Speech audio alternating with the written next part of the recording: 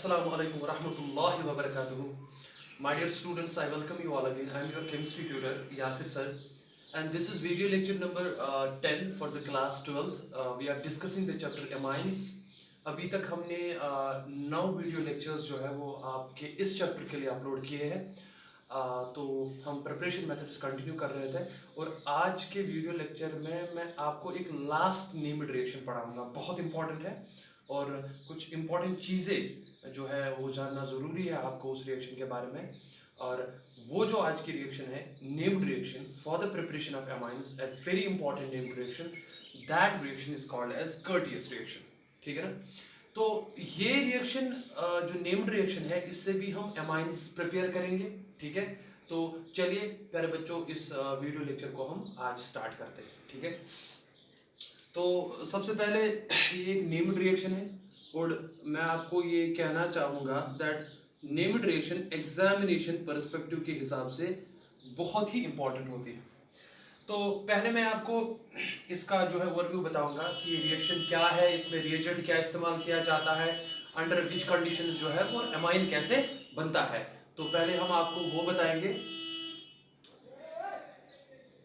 और उसके बाद जो है हम धीरे धीरे मैकेनिज्म भी डिस्कस करेंगे। ठीक है ना। तो देखिए आप यहाँ पे अगर आप देखेंगे इस रिएक्शन में क्या करते हैं, हम एसाइल एजाइड्स को लेते हैं। मैं उसकी आपको स्ट्रक्चरल फार्मूला बताऊंगा। एसाइल एजाइड्स को हीट किया जाता है, उसकी वजह से रीअरेंजमेंट होता है और वहाँ पे आइसो जो है साइनाइड्स बनते हैं। ठीक है ना। और उसके बाद जो है उनको हाइड्रोलिसिस करके कॉरस्पॉन्डिंग अमाइन्स बनते हैं। तो पहले मैं रिएक्शन के लिए एक नोट लिखूंगा और उसके बाद मैं आपको रिएक्शन समझाऊंगा और उसके बाद हम मैकेनिज्म डिस्कस करेंगे। तो चलिए इसको स्टार्ट करते हैं। तो मैं यहाँ पे क्या लिखता हूँ, इन दिस रिएक्शन, मेरे साथ साथ अगर आप लिखना चाहो तो लिख सकते हो आप, in this reaction comma azides, AZIDES, मैं समझाऊंगा इनका स्ट्रक्चर कैसे होता है। आप एजाइड्स भी कह सकते हो, एसाइल एजाइड्स भी कह सकते हो। Azides are heated to form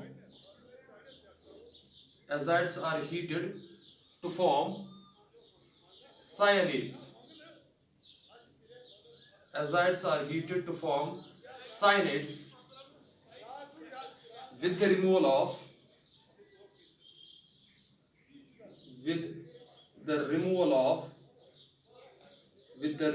of nitrogen gas. एक स्टेप में आपको आराम से समझाऊंगा। With the removal of nitrogen gas which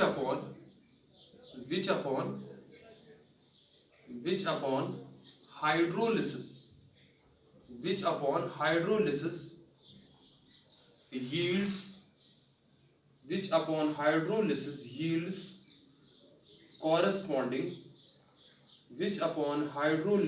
yields corresponding amines।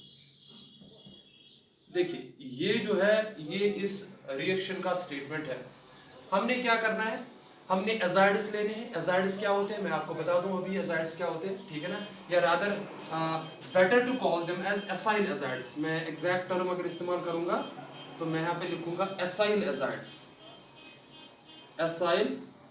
AZIDES। इस टर्म को याद रखें, साइनाइड्स को याद रखें जिनमें CNO ग्रुप होता है। ठीक है ना। और देखो यहाँ पे होता क्या है, हम क्या करते हैं, हम पैरेंट कंपाउंड जो लेते हैं प्यारे बच्चों इसमें वो हम लेते हैं एसाइल एजाइड। एसाइल ग्रुप ये होता है RC+O, इस ग्रुप को कहते हैं एसाइल ग्रुप। और एजाइड का मतलब है इसके साथ होता है N नाइट्रोजन जो है वो 3 एटम्स होते हैं ऐसे, RC+O N3, इसको हम कहते हैं एसाइल एजाइड। इस एसाइल एजाइड को क्या किया जाता है, इसको हीट किया जाता है। हीट की वजह से क्या होता है, हीट की वजह से मैं फिलहाल आपको शॉर्ट में बता रहा हूं, उसके बाद हम मैकेनिज्म डिस्कस करेंगे। हीट की वजह से क्या होता है, हीट की वजह से इस एजाइड स्ट्रक्चर में क्या होता है, इस एजाइड में क्या होता है, जहां पे 3 नाइट्रोजन एटम एक साथ जुड़े होते हैं ना, उन कंपाउंड्स को एजाइड्स कहते हैं। सिंस एसाइल ग्रुप साथ में है we call it as an acyl azide. Heat की वजह से क्या है, यहाँ पे नाइट्रोजन गैस का एलिमिनेशन हो रहा है। ठीक है ना, जब नाइट्रोजन गैस का एलिमिनेशन हो रहा है और रीअरेंजमेंट भी साथ में हो रहा है तो यहाँ पे ये कंपाउंड बनता है RN C double bond O, ये इसको कहते हैं अल्काइल आइसोसाइनेट। अल्काइल या इसको अल्काइल साइनेट्स भी आप कह सकते हो, अल्काइल साइनेट। तो ऐसे में लिखूंगा alkyl, alkyl cyanate, alkyl cyanate. देखिए अल्काइल साइनेट्स भी कह सकते हो, और अगर आप बेटर टर्म लिखोगे तो we call them as alkyl isocyanates. मैं आपको ये चीज क्लियर करूंगा यहाँ पे, आइसोसाइनेट, अल्काइल आइसोसाइनेट। ये देखिए, क्योंकि साइनेट ग्रुप क्या होता है, देखो साइनेट ग्रुप ये होता है CNO। अगर ये ग्रुप है यानी कि कार्बन के साथ फ्री बैलेंसी है, कार्बन के साथ आप यहाँ से बॉन्ड जो है जोड़ोगे, लेकिन अगर आप N के साथ ही जोड़ रहे हो, CNO अगर ऐसे है तो इसको कहते हैं साइनेट, इसको कहते हैं साइनेट, और इसको कहते हैं आइसोसाइनेट, इसको कहते हैं आइसोसाइनेट। ठीक है ना, क्लियर हो गया। तो यहाँ पे R जो जुड़ा है वो C के साथ नहीं जुड़ा है, वो N के साथ जुड़ा है, तो इसको आइसोसाइनेट कहते हैं। तो better to write here isocyanate, it is here isocyanate. सबको क्लियर हो गया। तो मैंने क्या किया, एसाइल एजार्ड्स लिए उनको हीट किया जाता है, हीट की वजह से, जस्ट वेट अ सेकंड, यहाँ पे शोर हो रहा है इसके।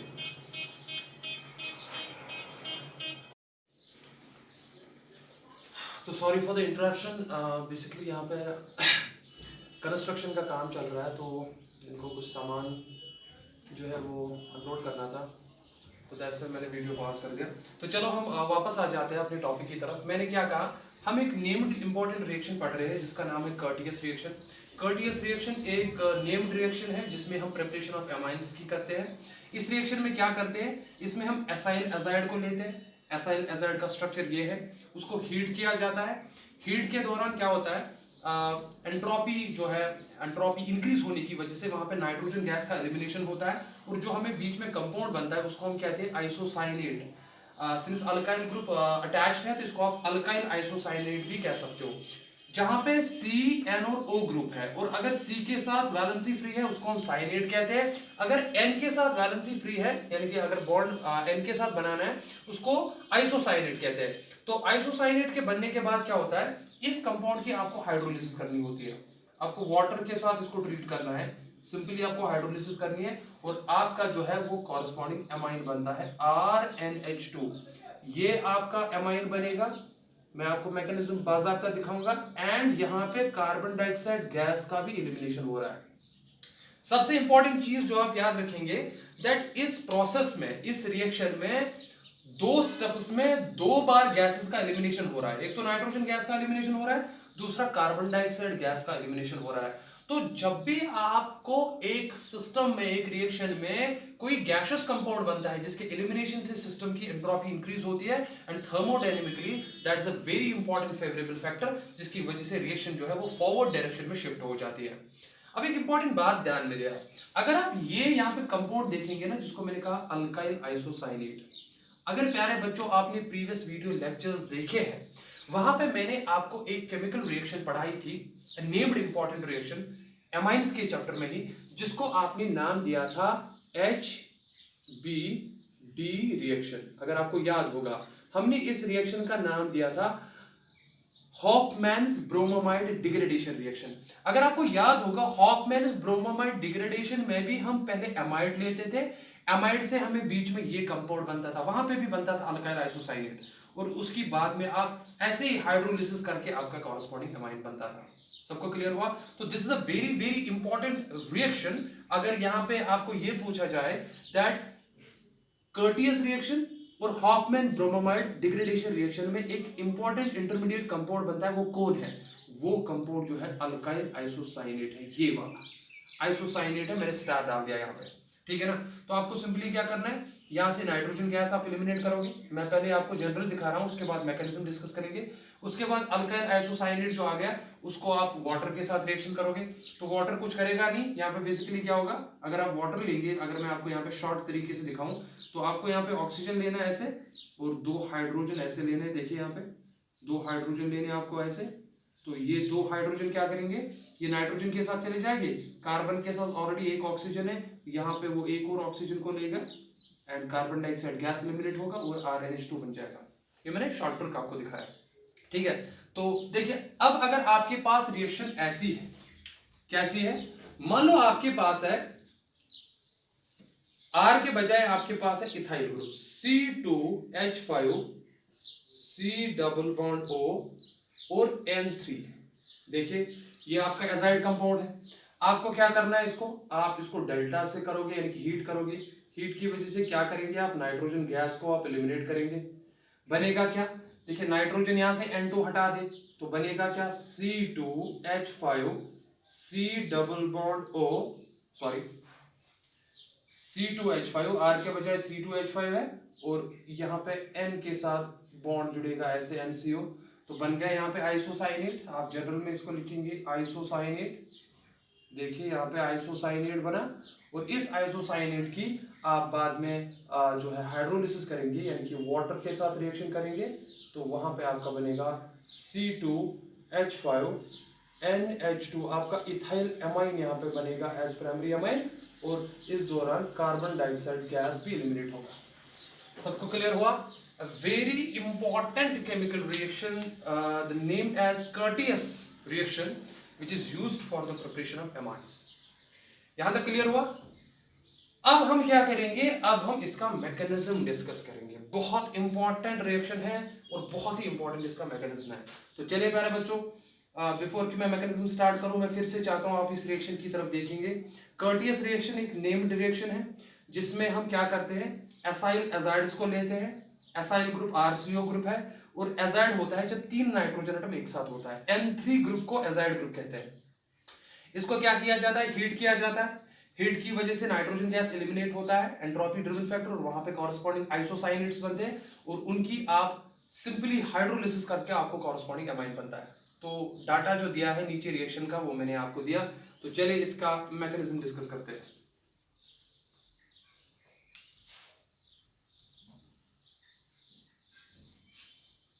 तो देखिए काफी ज्यादा गर्मी है आजकल, मैं तो पसीना पसीना हो गया, लेकिन कोई बात नहीं, इस पसीने में भी हम आपके लिए वीडियो लेक्चर्स बना रहे हैं और अपलोड कर रहे हैं। बस आप मेहनत कीजिए। आप देख सकते हो कितना पसीना आ रहा है।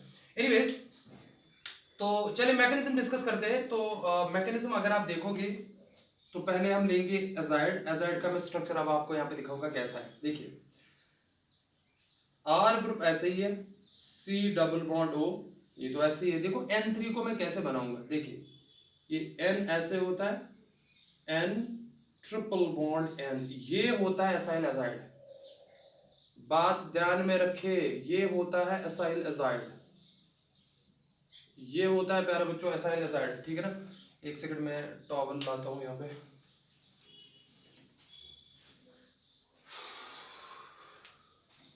ओके, तो ये होता है एसाइल एजाइड। तो एसाइल एजाइड का अगर आप स्ट्रक्चर देखेंगे, मैं आपको समझाऊंगा। नाइट्रोजन 3 ही बॉन्ड बनाता है और इस नाइट्रोजन ने इस नाइट्रोजन के साथ ऑलरेडी 3 बॉन्ड बनाए थे, ठीक है ना। तो अब क्या करेगा ये नाइट्रोजन ने, अब यहाँ पे एक बॉन्ड बना, बेसिकली यहाँ पे कोऑर्डिनेट बॉन्ड है। कोऑर्डिनेट बॉन्ड बनने की वजह से इस नाइट्रोजन पे पॉजिटिव आता है और इस वाले नाइट्रोजन पे नेगेटिव आता है। तो ये एसाइल एजाइड का स्ट्रक्चर होता है। अब आप में से कोई ये कह सकता है सर नाइट्रोजन तो 3 बॉन्ड बना रहा है, इसने तो 2 ही बॉन्ड बनाए, क्या इसका ऑक्टेट कंप्लीट है? 100% ऑक्टेट कंप्लीट है। देखिए नाइट्रोजन के 5 वैलेंस इलेक्ट्रॉन होते हैं। 5 वैलेंस इलेक्ट्रॉन्स में से उसकी लोन पेयर भी ऑलरेडी आती है। देखो 5 में से इसने यहां से एक कार्बन के साथ बॉन्ड बनाया, हो गया 6ठा इलेक्ट्रॉन, हो गई 6 इलेक्ट्रॉन, 5 तो ऑलरेडी है इसके साथ जो बॉन्ड बनाया है, अगर वो इलेक्ट्रॉन हो गए 6, और यहां से 2 इलेक्ट्रॉन्स आ रहे हैं as lone pair from this nitrogen atom, और 6 और 2 कितने हो गए 8, और उसी डोनेशन की वजह से इस पे नेगेटिव चार्ज आता है। तो ये नहीं कहना सर यहाँ पे नाइट्रोजन ने 2 ही बॉन्ड बनाए, इसका ऑक्टेट कंप्लीट है आराम से। सबको क्लियर हुआ? तो this is the structure of acyl azide. And अब देखो हो क्या रहा है, मुझे पसीना काफी ज्यादा आता है। अब यहाँ पे देखो हो क्या रहा है, यहाँ पे अब आपको हीट करना है। देखिए जो ही आप हीट करेंगे तो देखो यहाँ पे होता क्या है, ध्यान से समझना। यहां होता यह है, नाइट्रोजन पे जो नेगेटिव चार्ज है ये यहाँ पे इन रेजोनेंस इन्वॉल्व होता है ऐसे, ये यहाँ पे आ गया और ये बॉन्डेड पेयर ऑक्सीजन पे चली गई। Check it out. उसकी वजह से होगा क्या, मैं अलग अलग स्टेप आपको दिखाऊंगा। उसकी वजह से ये होगा आर सी। अब O पे नेगेटिव चार्ज आ गया ऐसे, सबको क्लियर हुआ। यहाँ पे कार्बन नाइट्रोजन के दरमियान डबल बॉन्ड आ गया, और सिंस वो नेगेटिव चार्ज नाइट्रोजन से आगे गया वो ऑक्सीजन पे आ गया, और यहाँ पे आ गया single bond N, triple bond N, और यहाँ पे पॉजिटिव चार्ज है। सबको क्लियर हो गया यहाँ तक? अब देखिए इसके बाद क्या होता है, इसके बाद यहाँ पे वापस बैक बॉन्डिंग होती है, यानी कि ऑक्सीजन पे जो इलेक्ट्रॉन पेयर है नेगेटिव चार्ज, ये वापस कार्बन पे आता है ऐसे, और यहाँ से R नेगेटिव एस ग्रुप बाहर निकलता है। बिकॉज मैंने आपको कहा जो ही आप हीट करते हो ना, वहां से नाइट्रोजन गैस का एलिमिनेशन होता है। और ऐसा स्टेप क्यों होगा? क्योंकि नाइट्रोजन गैस के एलिमिनेट करने से सिस्टम की एंट्रोपी इंक्रीज हो रही है। सबसे best leaving group nitrogen group होता है, N2 ग्रुप, ठीक है ना, इसलिए बाहर निकलेगा। लेकिन वो कैसे निकलेगा? इसलिए यहाँ पे रेयरिशमेंट पॉसिबल है, इसलिए यहाँ पे R नेगेटिव बाहर निकलता है। जो ही R नेगेटिव बाहर निकलता है तो देखो मैं क्या करूंगा, मैं नीचे दिखाऊंगा आपको, मैं ये पार्ट रेज करूंगा। ओह शिट,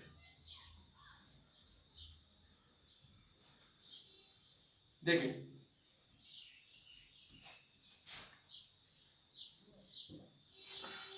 देखिए यहाँ पे अब आपके पास क्या है, देखो आपके पास एक तो है R नेगेटिव, मैं R नेगेटिव यहाँ पे ऐसे लिखूंगा, चेक कीजिए। बिकॉज R ने दोनों बॉन्ड इलेक्ट्रॉन्स अपने साथ ले लिए।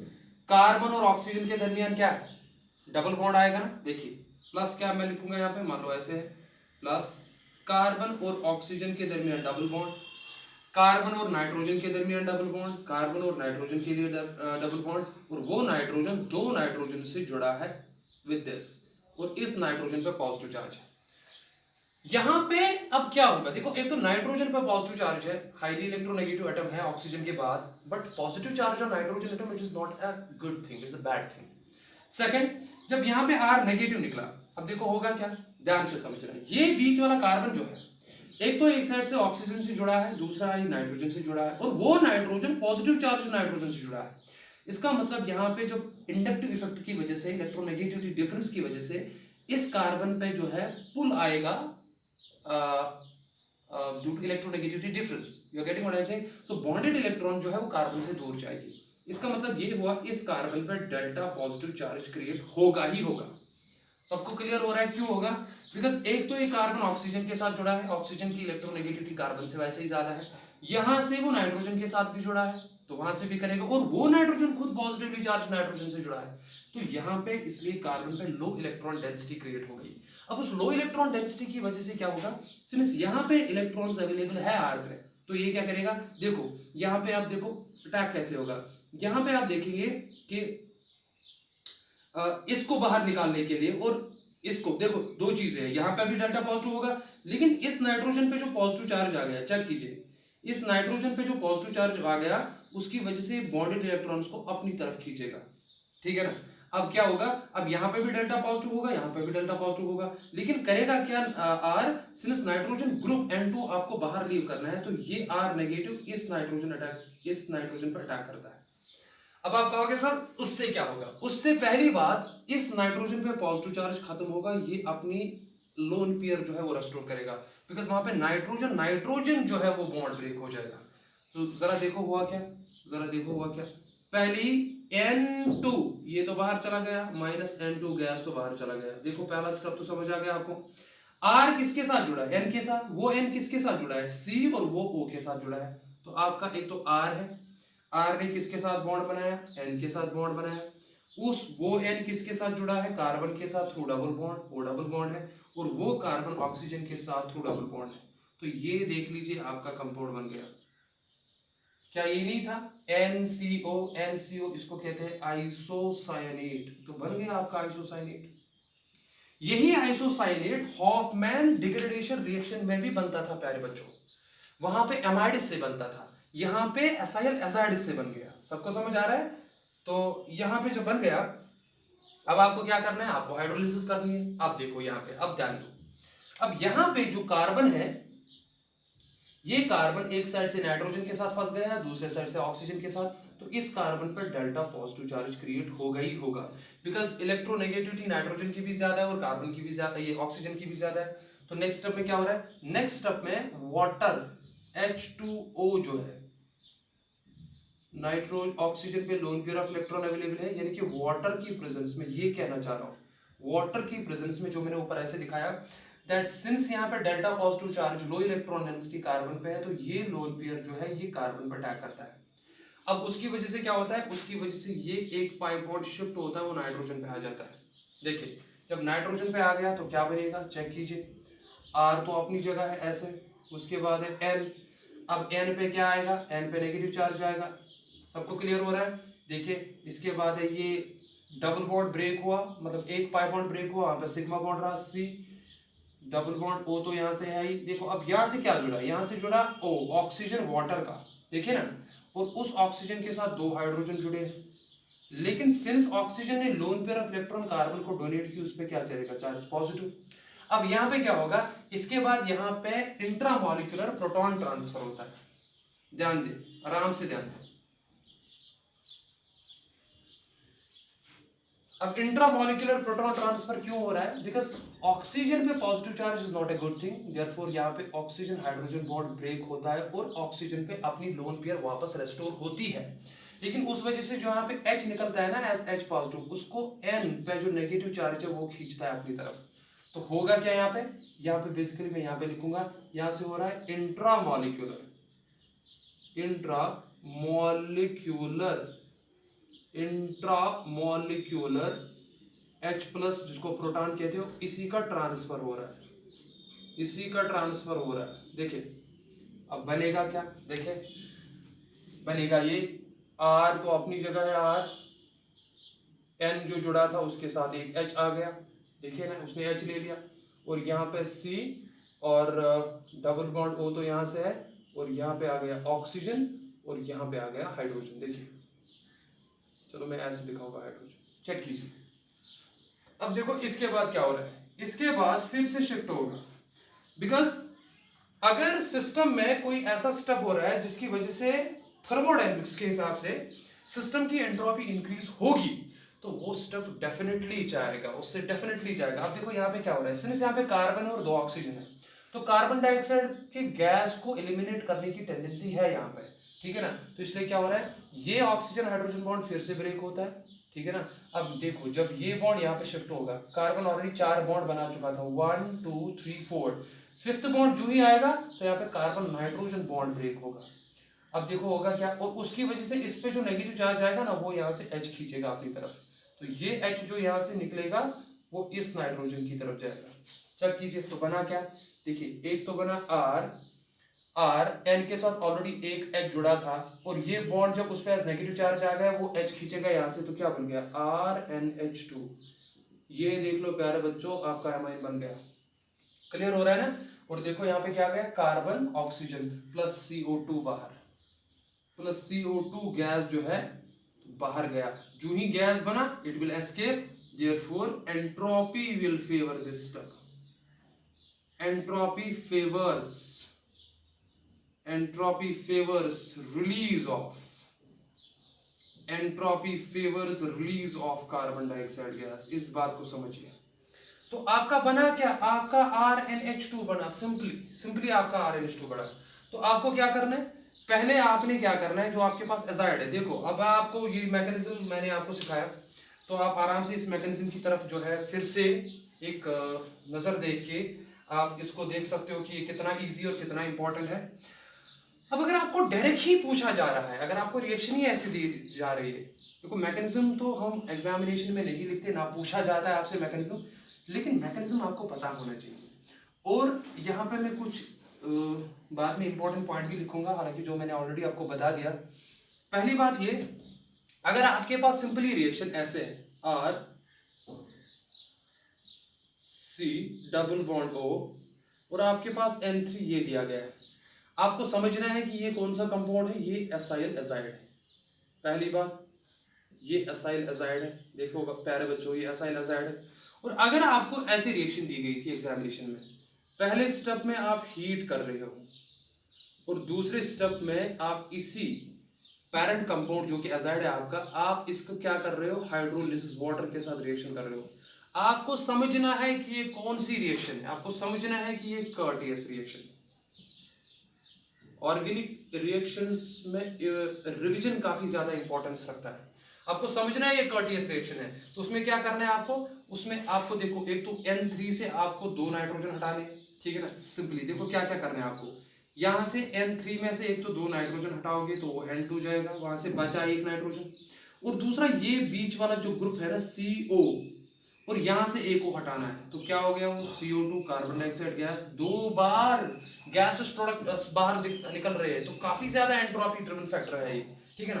देखो क्या है, यहां से N2 जो निकालोगे तो निकल गए N2, यहां से बीच में कार्बन और ऑक्सीजन, और यहां से एक ऑक्सीजन निकालोगे तो निकल गया कार्बन डाइऑक्साइड। अब बचा क्या, एक तो बचा R, यहां से एक N बचा, तो पहले आप ऐसे लिखोगे R और N, उसको जोड़ना है डायरेक्टली, और यहां से 2 हाइड्रोजन बचे थे, तो दैट इज RNH2, ये आपका अमाइन बन गया and that is primary amine. And ये देखिए मैंने आपको शॉर्ट तरीके में भी समझाया आपको।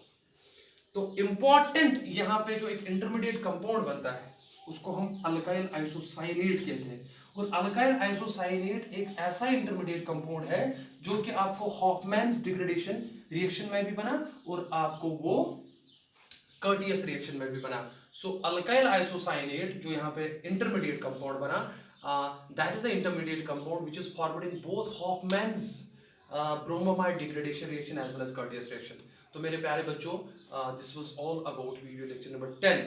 This was all about video lecture number 10, जिसमें हमने क्या किया, हमने लास्ट प्रिपरेशन मेथड किया एक नेम्ड रिएक्शन की जिसका नाम है कर्टियस रिएक्शन, ठीक है ना।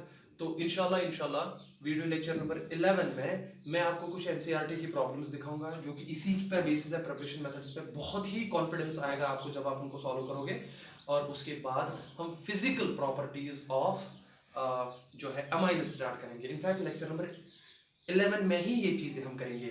एक तो हम आपको प्रॉब्लम्स दिखाएंगे जो कि आपकी एनसीईआरटी बुक में दी गई है। एनसीईआरटी बुक को सॉल्व करना बहुत ज़रूरी है। अगर आपको नीट क्वालिफाई करना है ना, तो आपको एनसीईआरटी पे सारे क्वेश्चन सॉल्व करने पड़ेंगे। ठीक है, कुछ क्वेश्चंस में भी ना आए आपको, लेकिन जितना आप एनसीईआरटी को रिविजन करोगे, जितनी आप ज़्यादा प्रैक्टिस करोगे, उतना आपको जो है कॉन्फिडेंस लेवल आएगा। तो अगले लेक्चर में, लेक्चर नंबर 11 में हम क्या करेंगे, हम पहले एनसीईआरटी के कुछ एग्जाम्पल्स करेंगे। बहुत ही इंपॉर्टेंट है और बहुत ही कॉन्फिडेंस आएगा आपको, क्योंकि उन एग्जाम्पल्स को करने से आपका प्रिपरेशन मेथड्स में जो मैंने लेक्चर्स अपलोड किए उनका सारा रिवीजन हो जाएगा।